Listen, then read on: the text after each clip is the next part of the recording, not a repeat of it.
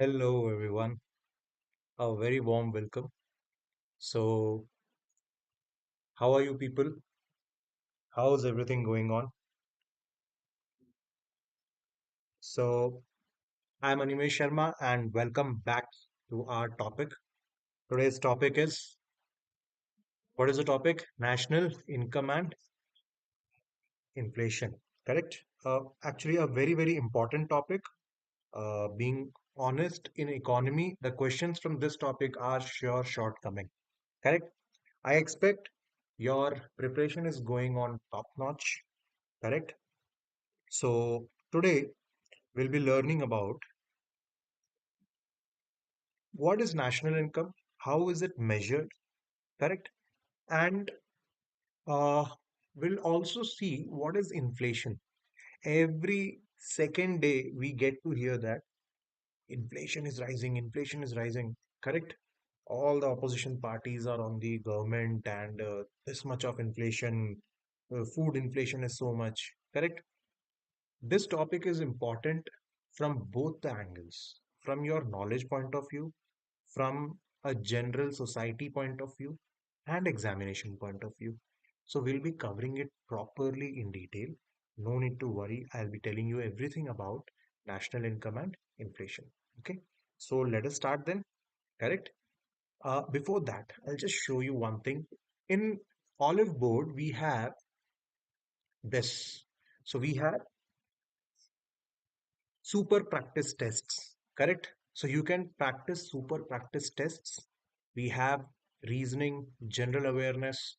We have all economy related, all the tests are there. You can go ahead. Polity tests are there, ancient history, medieval history, modern history, all geography, physics, chemistry, maths, everything is there. Biology, census, art and culture, static GK.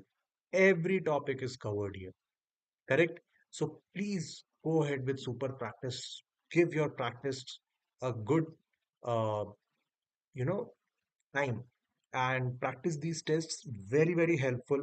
I would say questions are very good. PYQs are there, mock questions are there, and it's very easy to learn. Correct? Let us start then. National income. Chalo. So, what is definition of national income? Just give me a moment. What is the definition of national? Okay, all good, all good. Any doubt, any moment you have, Manoj, good morning. Manoj, good morning. Nagshri, good morning. Not mock test series, it is part of the test portal we have, right? So it is a different product itself. So we have testing part. So you can go for the super practice test on the Oliveboard page, as I showed you, right? Naga, Nagashri. Okay. Chalo, let us start with the topic now. Definition is comprehensive bookkeeping system governments use to measure the total value of all final goods and services. This is also called GDP. If I'm right, this is also called GDP. Correct? No? All numerical data and key measurements in this text would be counted, rendered, right? So, national income, right? In your family and my family, we have national income, right? So, in your family and my family, we have income, right? We have family income. So, what do we see in that? We'll see how much tax did I pay, correct? How much earning I got, how much did I spend. So, similar concept is national income, from where the money is coming on a national level. What is the income of a country? Who gave this concept? So it was Dadabhai Nauroji, the grand old man of India. He was the very first person to calculate India's national income. Now, this is very important from static knowledge also. Correct? He established the foundation for modern economic measurement. So he gave the theory which is called drain of wealth theory. Am I right? Drain of wealth theory. So see, this is one pay one free. Buy one, get one. So you opted for this class of national income and I'm giving you static GK also free. Correct? So it was Dadabhai Naroji who gave the concept of national income. Okay, are we good? Shall we go ahead and get it into full swing now? Okay, Manoj? Okay, Nagashri, let's go ahead. Chalo. Now, money, when we talk about money, we are talking about expenditures and incomes, right? And when we talk about other parts of income, it is physical goods, services, and labor. So I will get goods also as income, right? Goods are also my income. Money definitely is my income, correct? So production, consumption, and investment move in opposite direction, but they are always contained within a completely closed circuit. Money will go, money will come back. Same things, physical goods, recycling, correct? All this will happen. Now, when we talk about national income, there are few things which we need to understand. I'm sure you would have been confused in these things, right? Factor cost and market price. Tell me yes or no. This confuses, no? Always it confuses us. Correct? Just a moment. Yes. So always it confuses us. We don't get to know that what is the difference. Now, today I'll clear this doubt forever. Correct? Simple and best trick to remember. What is factor cost? So always associate factor cost with factory. Just to remember factory. Some product or good is in factory. It came till factory. Okay. So that becomes the true cost of production: land, labor, capital, entrepreneurship. So suppose a cricket bat or maybe an iPhone, it came till factory. Till factory, we have the factor cost. So if that iPhone is in factory, is any tax applied on it? No, right? It hasn't come into the market. Is any subsidy applied on it? No, it is not into the market right now. It's still in the factory. So always remember, when coming out of the factory, factor cost, we will always add indirect tax. After the factory, only tax will be added, and whatever subsidies have been given will reduce it. So taxes will be added, subsidies will be subtracted. So where is the product right now? It is in the market. So there we have market price. Factory, the product reached till factory. In factory, we are adding indirect taxes and subsidies are subtracted. Then we get the market price. I hope I could make some sense. I hope, Manoj, any help? Because this is always confusing. It will always confuse you. So factor cost is always market price minus indirect tax plus subsidies. So if you understand this concept now, it becomes really easy. Okay. Okay. Shall we proceed then? Okay. Please remember, factor is factory. Factory. When you come out of factory, then only you will add tax and subtract subsidy. Then only it will come into the market. Correct? Easy? Chalo. Next. Good. Very good. Clear. Next. Now we have something called capital output ratio. Capital output ratio, incremental capital output ratio. Okay, now what is this? The amount of total capital investment needed to produce one single unit of output. Suppose if I'm investing 50 rupees to produce one unit of product, this is called capital output ratio. A higher capital output ratio dial reading indicates less efficiency. Suppose 50 rupees I invested and I got one unit of maybe a chocolate. Okay. But so 50 is to 1, 50 rupees for one chocolate. Now it became 100 is to 1. Now I'm investing 100 rupees to produce that same one chocolate. So don't you think efficiency decreased? Obviously, that's why it got doubled, no? So always the capital output ratio should be less. Less capital output ratio shows good efficiency. Okay, got it? So like 50 is to 1 was there. Now if I am investing 25 rupees for 1 unit, this is the best. This is the least COR. Okay, so capital output ratio. Now what is incremental capital output ratio? Additional investment required to produce one additional unit of output. Simple, I'll tell you. For 50 rupees, we were producing one chocolate, correct? Now I want two chocolates. One more I want. So 75 rupees now I have to spend. So means what? For that one extra, we are spending 25 rupees extra, no? So this is called increment incremental capital output ratio. To increase one, to increase one, how much we increased the capital by 25 rupees. So this is the incremental capital output ratio. Okay, simple concepts, easy, very easy, है ना? Okay, chalo, next. So these concepts are very, very important. Now, when we talk about the national income, first thing comes is GDP. Whole territory. GDP is whole territory. Now, what is GDP? It is aggregate production of final goods and services strictly within the domestic economy. This includes the output of foreign nationals operating, whoever is inside India. This whole everything is GDP. It may be uh, some French people working in India, even they will be counted.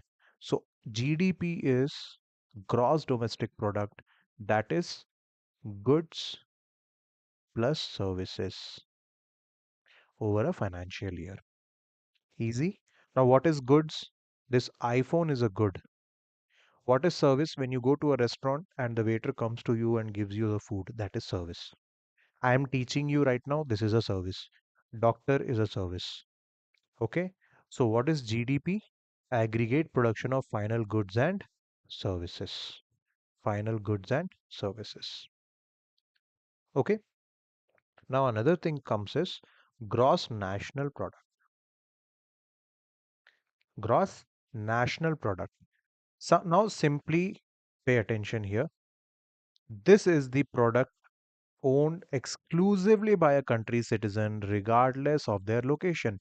Suppose 100 people are there in India and they are producing 100 units. 20 people are there in US, our own Indians only. So they will also be counted in this 120. Indians working in US will be counted and US wale working in India will be subtracted. So it will be just Indian gross national product. National say you national say you remember Indians. Anywhere on the earth, only Indians will be counted in GNP. If there are American people living in Bangalore, they will not be counted in this. But Indian people living in London will be counted. Okay. This excludes foreign nationals operating within the country. Okay. So are we clear with GDP and GNP? Gross national product. Are we clear with this? I hope it is very clear. Correct, no? Simple, right? Okay. Chalo. So we are clear with GDP and GNP. So now the formula is gross national product is equal to GDP plus NAFIA. Sir, who is this NAFIA? It is net factor income from abroad.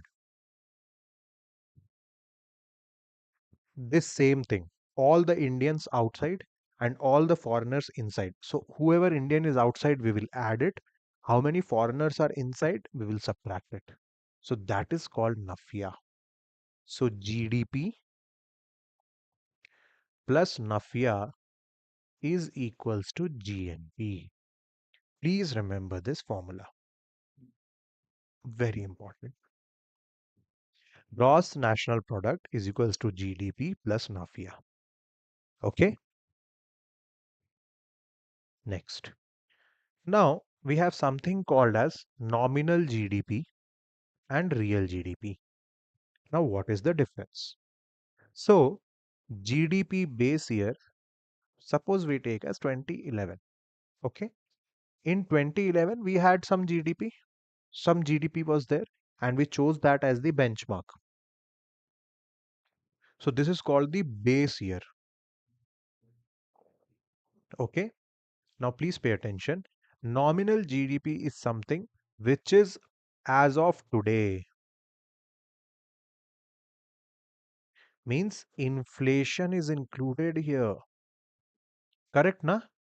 2011 say plus 5 years inflation will give nominal GDP. So if I'm talking about today, if India's GDP is 5 trillion, suppose, so it has included all the inflation from 2011. So that is nominal GDP. Inflation is there. That's why it reached to 5 trillion. But if I take out the inflation factor, if I keep subtracting the inflation from 5 trillion and I go back to 2011 wala GDP, inflation if I remove, that is called real GDP. It is in constant base year prices. Got it? So if inflation is included, it is nominal GDP. If inflation is removed, raw GDP, that is real GDP. Now we get a term here, GDP deflator. It is nothing but nominal by real GDP into 100. Nominal by real GDP into 100. This ratio serves as an essential economic measure of inflation. This is our second topic for today. Inflation. Stripping away price distortions. Okay? Stripping away price distortions. Okay? So, nominal GDP with inflation, real GDP without inflation, nominal by real into 100 is GDP deflator. Please remember this. Okay? Now, gross value added and gross domestic product. We already saw what is GDP. We have already seen all the goods plus services, output, consumer side, correct? Gross value added is nothing but supplier side, generally calculated at basic prices. GVA is equals to GDP minus indirect tax plus subsidies.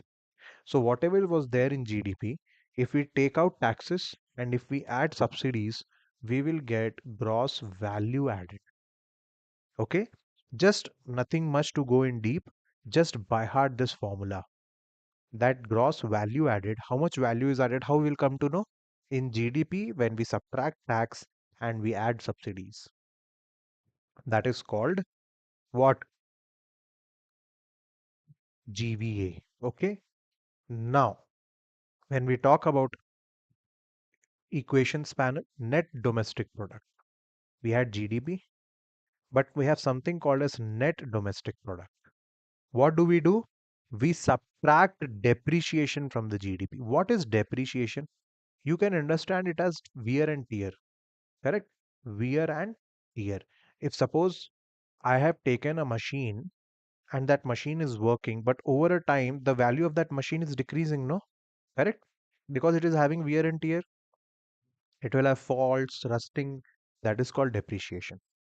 Okay, so net national product is always GDP minus depreciation, net domestic product. And what is net national product? GNP minus depreciation. Always, whenever you subtract depreciation, you will get something in net. Like here, when we are subtracting depreciation, we are getting net domestic product. Here, when we are subtracting depreciation, we are getting net national product. Simple. Depreciation is nothing but loss of value due to wear and tear. Accidental damage, obsolescence, any incident, any loss, all these are called depreciation. Okay, easy. Are we clear with net domestic product? Okay, chalo. Let's move ahead. So always remember this. I told you GDP plus NAFIA is GNP and GNP minus depreciation is net national product. This is the national income. This is the national income, net national product. Okay. At factor cost serve as the truest measure of national's overall economic performance. NNP at factor cost, but now they take it market price also. Okay. So remember factor cost, factory level plus tax minus subsidy will be making it market price at market price.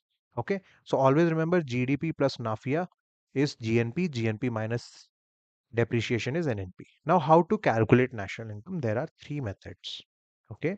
Sum of incomes. So all the employees' compensation, corporate profit, everything will add, and this is called as income method. This is called as income method. All the income we will add and we will make. Second is product or value added method. Aggregate the value added by different sectors at every stage at the production. Whatever, like primary sector, if they added some value, add that value. Secondary, tertiary, service sector, whatever it is, we'll add all the value created and we will get one this thing, income total. Third is expenditure method. Now what is this? It is consumption, total consumption plus investment plus government expenditure plus export minus import. This formula you have to by heart. CIG, consumption, total final consumption, total investment, and government expenditure. Three things added plus total exports minus imports. This gives us the expenditure method. Okay. But these three methods are different. This is the third one, this is the second one. But they will give the same total weight. They will give the same thing only. Okay. We primarily use this method. Okay. So always remember income method, correct? Value method, product or expenditure method. This is how the national income is calculated. Okay. So we have a base year of 2004, 2005. In old times, we used to have 2004 and 2005.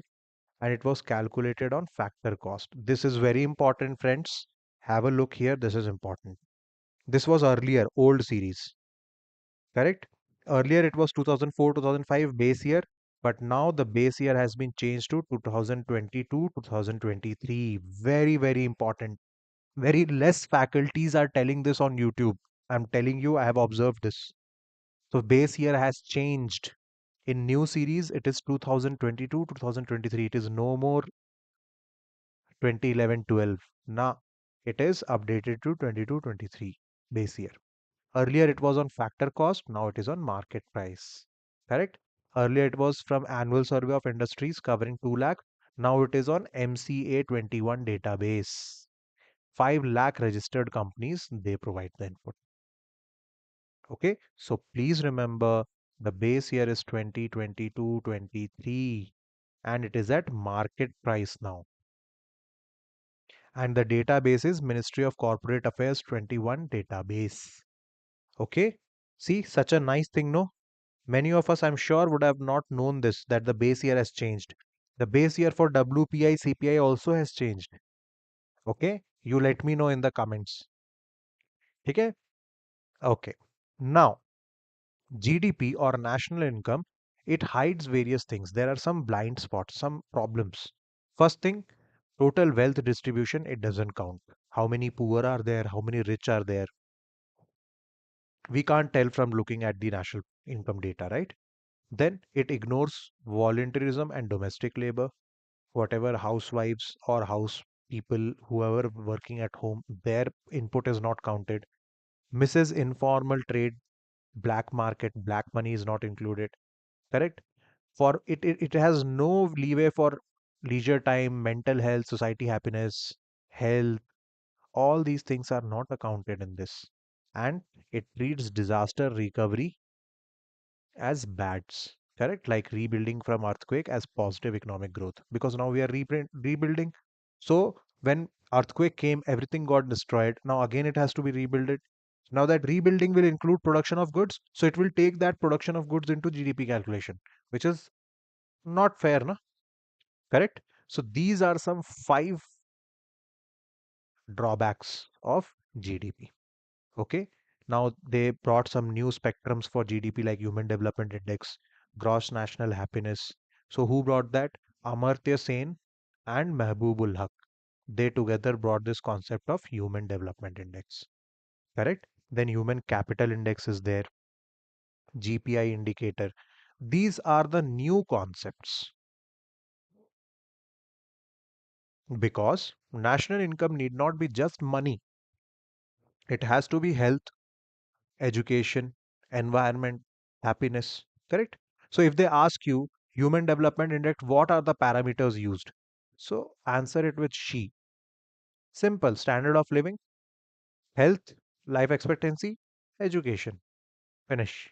Easy. She. Human Development Index, she. Standard of living, health, education.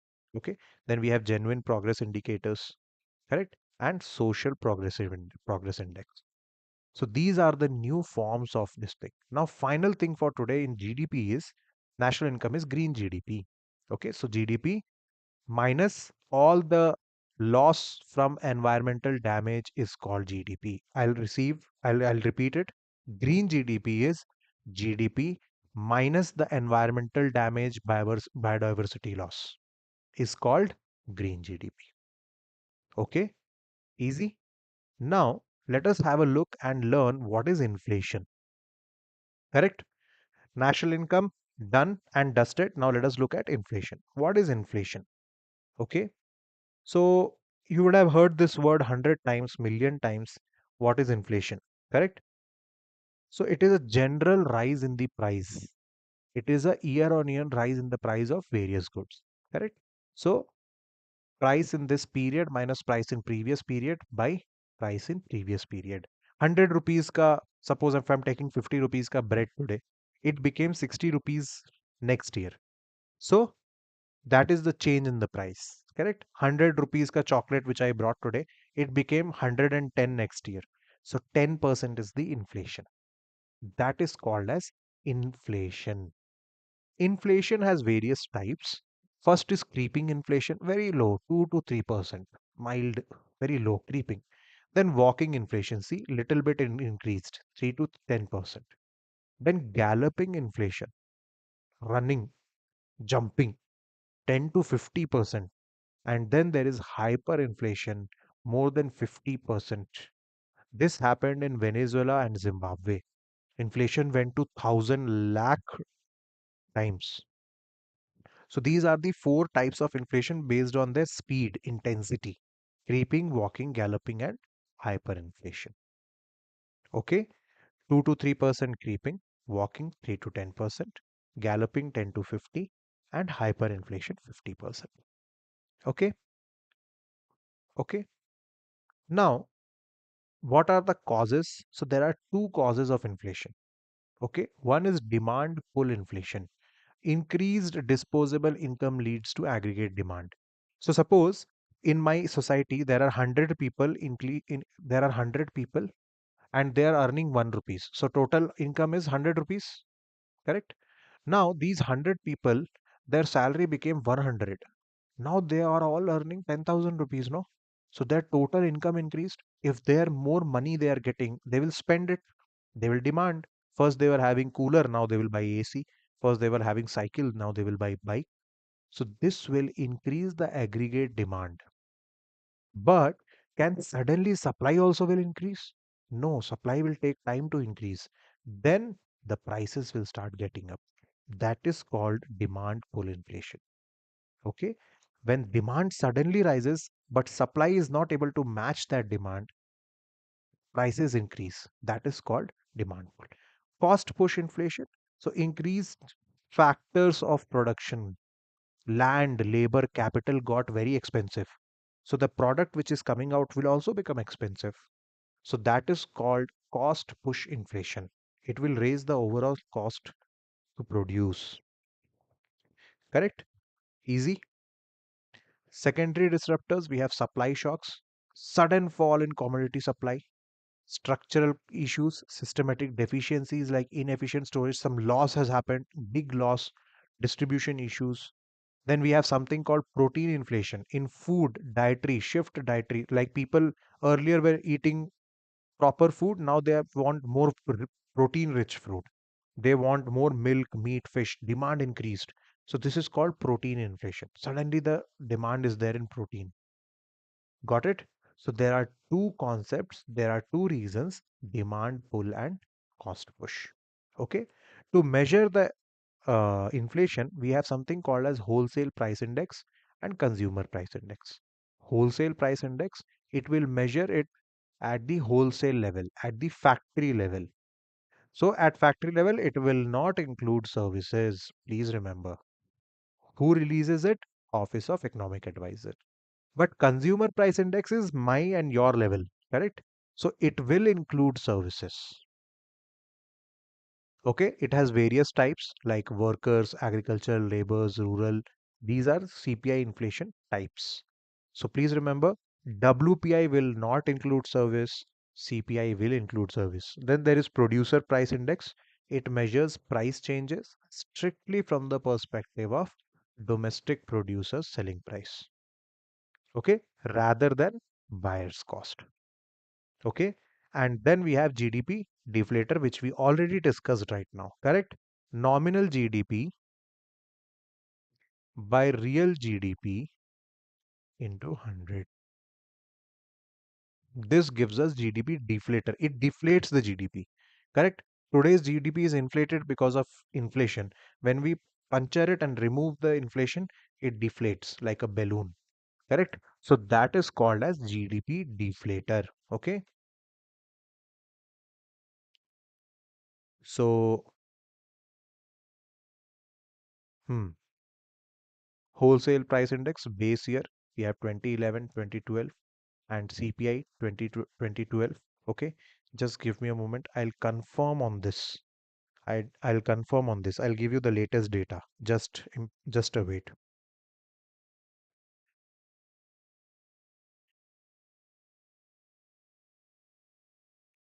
Okay, now pay attention. The new base year for wholesale price index is 2022-23. Okay, the new base year price index WPI is 2022-2023. Okay, and for CPI is 2024. 2024. Okay, are we clear? Simple. So please remember, these are the new base years. Okay, so I told you, wholesale will not have services, consumer will have, correct? Wholesale price index measures almost 700 items. CPI measures 200 items. Correct? Wholesale price index will give less weight to food. Consumer will give more weightage to food. Correct? Generally lower than CPI. So this is the basic difference between wholesale price index and consumer price index. A measure to measure inflation. A measure to measure inflation. I hope we are going good. All my Durandars, please tell me. Are we going good? Durandar? Yes, exactly. Manoj, good. Nagashri, Manoj, all good? Are we going good? Okay. So, whenever inflation is inflation good or bad? What do you think? Is inflation good? Yes, definitely it is good. So there are some gainers in inflation and there are some losers. Who are the gainers? Borrowers. So if I borrowed 100 rupees from you, correct, I will have to repay 100 only, na? Even if inflation is there. But by next year, that 100 rupees purchasing power will be less. So borrowers are in profit, producers are in profit. They receive higher nominal prices for their goods. Same chocolate which I was selling for 50 rupees yesterday, now I'll sell it for 80 rupees. So I am into profit. Flexible income earners are in profit. Bond issuers and equity is in profit. Correct? Who are the losers? Who gave loan? The creditors, lenders are in loss. That's why they will increase the interest rate and give. They are very smart. They will not lose money just like that. So they will increase the interest rate. Okay. Consumers are in loss because their purchasing power of their static money sharply decreases. Fixed income groups will be at loss, and bond holders, whoever is having a bond, will be in loss. Correct? So this is how inflation affects gainers and losers. This is how things change. This is how the game changes. Correct? Now, to control inflation, how RBI reacts? So RBI will reduce money supply. Whenever inflation is high, RBI will reduce money supply. How? It will increase the repo rate. It will increase the reverse repo rate. So, whenever repo rate is increased, money supply will decrease. Automatically, the rates will start coming down. Automatically, the inflation will come into control. And how does government? So, see, monetary measures are taken by RBI, monetary policy, but fiscal policy is by government. So, immediate reduction, government will do immediate reduction in government expenditure.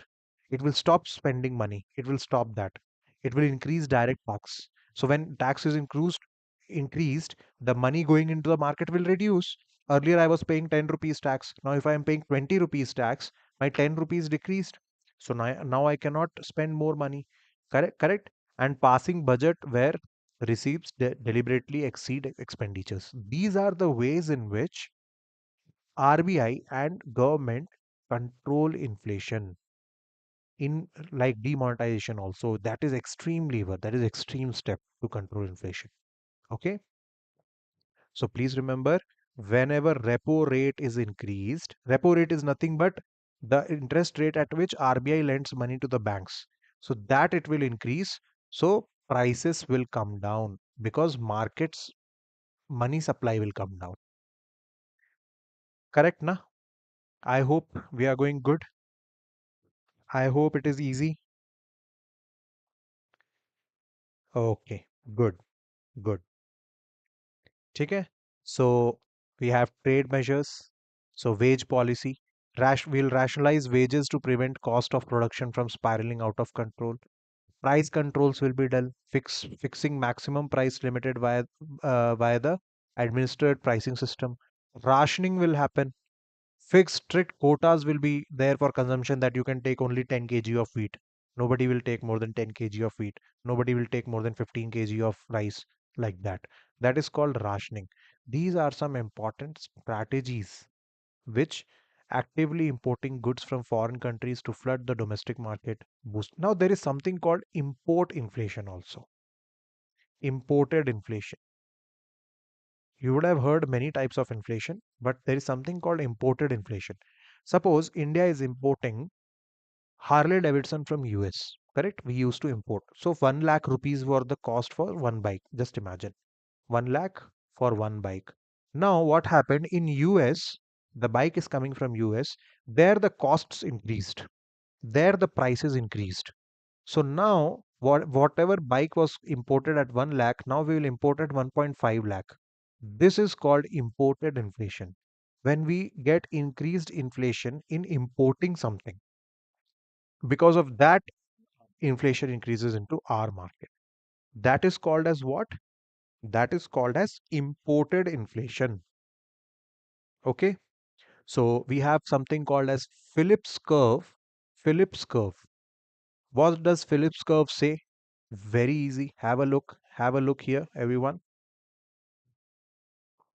Have a look. It is a graph between inflation and unemployment. It says that when inflation increases, unemployment, what? Unemployment decreases. It is an inverse relationship between rate of inflation and rate of unemployment. When inflation increases, unemployment decreases. Okay? So if unemployment decreases, inflation will inevitably increase. If you want to kill inflation, you must accept higher unemployment. Simple. So you can see here inflation is high, correct? Inflation starts reducing, but unemployment, it is decreasing. So inflation, please remember, I'll write it once more properly. The Phillips curve says that it is an inverse relationship between inflation and unemployment. If inflation increases, if inflation increases, unemployment decreases. But is it always true? We will see it later. Okay, you let me know, is it always true? This was given by A.W. Phillips. So it is known as Phillips curve. It is known as Phillips curve. Now stagflation is a anomaly. So now this is an exception. I told you so. Aapka homework I did here only. Stagflation is nothing but high inflation, low growth. So the inflation is high, but growth is low, unemployment is high. A rare worst case economic scenario where very low economic growth and rapid price increase occur simultaneously. So this is an exception to the Phillips curve. What Phillips curve says, if inflation increases, unemployment decreases, correct? But stagflation is stagnant inflation. Stagnant inflation. Inflation is also high, growth is low, and unemployment is also increasing. So that is called stagflation. Okay. It is the ultimate exception to the Phillips curve, leaving policymakers with broken tools. Correct? So please remember, stagflation is an exception to Phillips curve. Okay. Are we clear? So we have deflation in which the prices decrease, they go into negative. So 100 rupees ka chocolate next year became 90 rupees. This is deflation. Disinflation is inflation is still happening, but at a slower rate. First is what 10%, now it is 8%. So this is still inflation is there, but 2%. Reflation is deliberate government action to boost inflation. Earlier inflation was there, then it came down, then the government again started increasing it. This is called reflation. Core inflation, it is for long term price trends. We measure it for food and energy, they are moved out. For core inflation, we have food and energy removed from core inflation. Headline inflation, food and energy is included. Okay, RBI uses CPI combined, headline inflation. And skewflation is in some products inflation will be there. In some sectors like agriculture will have inflation, services will not have. Manufacturing will have inflation, agriculture and services will not have, like that. Skewflation is selected inflation or selective inflation. Okay, are we clear with this? Headline inflation, everything. So that was all about the inflation part, everyone. I hope we did justice to it. Correct? I told you about monetary policy, fiscal policy. They are all made to put a sustained growth and put inflation in control. Correct? In next part, we'll be meeting with practice questions on these two topics. I'll be bringing 40 to 45 questions at least for practice and discussion. Okay, everyone? So we'll meet in the next class. Let us continue with practice questions. Do see this video again and share among your